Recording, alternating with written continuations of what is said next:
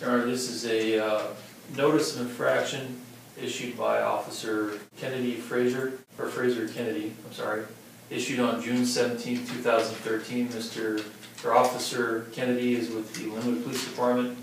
He provided his electronic signature, stated that he viewed this in Linwood, Washington. He states, I'm a fully commissioned police officer for the City of Linwood and am authorized to enforce the laws of the State of Washington and the City of Linwood. Based upon my review of photographs and or video recording made by an automated traffic camera, I have probable cause to believe and do believe that on the date and at the time and location indicated above, the operator of the vehicle described above was in violation of RCW 4661.055 as adopted by Linwood Code 11.02005 and enforced pursuant to Linwood Code 11.18.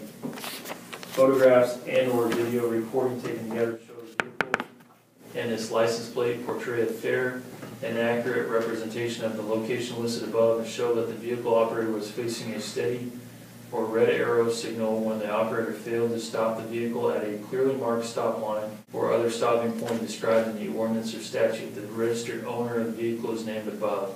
He names the registered owner, names the vehicle as a 2001 Chevy 4-door Lumina. Says the violation occurred at eastbound 184th Street Southwest, Alderwood Mall Parkway, Linwood, Washington. This time the city will offer into evidence as Exhibit 1 the notice of infraction.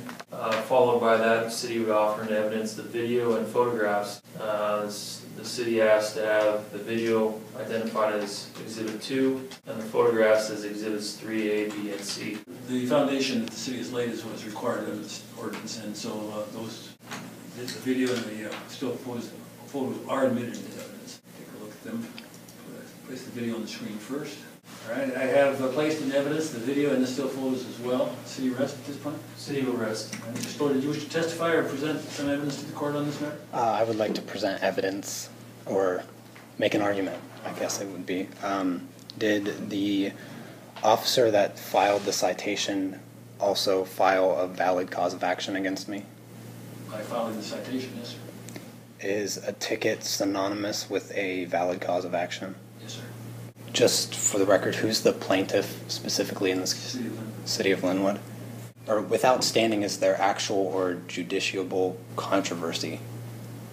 Well, you made it one by contesting the validity of the citation that was issued. If the plaintiff is found to lack standing, is the court without subject matter jurisdiction? That may well be, but the city attorney is here today, and the violation is alleged to occur within the city limits of Linwood and is a violation of the city ordinance of Linwood. So the standing issue is not a matter that I see there's any question about. To have standing, doesn't the plaintiff have to allege personal injury or fairly traceable to my alleged unlawful conduct, and cite Allen versus Wright, 468? Yeah, the citation is in violation of the city ordinance, and that's reflected in the citation that was issued. And that language does say that. If you recite the city ordinance, that's in violation of, and that's a harm to the city, if that's your question. Okay. So it's not a harm to the city? It is a harm to the city, and to the good citizens thereof, which include you. What are the elements of a valid cause of action? Well, look, sir, I'm not quite sure where you're going with this, but well, I don't mind giving you some time, but I'm really not going to conduct a civics class here. Well, is this testimony? It's not testimony. At this point, he's simply been asking questions. Is there something on the merits that you want to bring to my attention? Well, I don't think that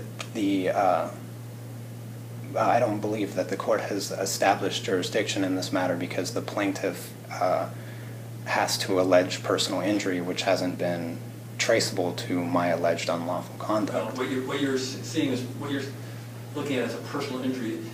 You have to understand the city attorney here is representing the city of Linwood. The city of Linwood is taking the position that the violation of a traffic ordinance is an injury to the city.